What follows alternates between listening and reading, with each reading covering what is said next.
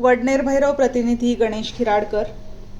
वडनेर भैरव गावाचे ग्रामदैवत श्री कालभैरवनाथ जोगेश्वरी माता मंदिराचा पुढील सभामंडप भाग पुरातन झाल्या कारणाने मोडकळीस आला आहे। सदर ट्रस्ट समिती व गावकरी यांनी सदर सभामंडप नवीन बांधणी करण्याचा निर्णय घेतला आहे। आज दिनांक 18 मंगळवार रोजी लोकप्रतिनिधी खासदार श्री भास्कर भगरे सर यांनी मंदिरास भेट देऊन मंदिराची पाहणी केली। तसेच मंदिर ट्रस्टचे अध्यक्ष अतुल ठुबे व सदस्य दादा पुरकर, उपाध्यक्ष बाळासाहेब शिंदे यांनी मंदिराची मोडकळीस आलेल्या सभामंडप बद्दल माहिती दिली व खासदार भगरे सर यांच्याकडे सहकार्य करावे अशी विनंती केली। या प्रसंगी अतुल ठुबे, दादा पुरकर, बाळासाहेब शिंदे, निलेश सोनवणे, समाधान गचाले, मंदिराचे पुजारी कैलास भंडारे उपस्थित होते। निर्भीड ज्योत न्यूजसाठी प्रतिनिधी गणेश खिराडकर, वडनेर भैरव।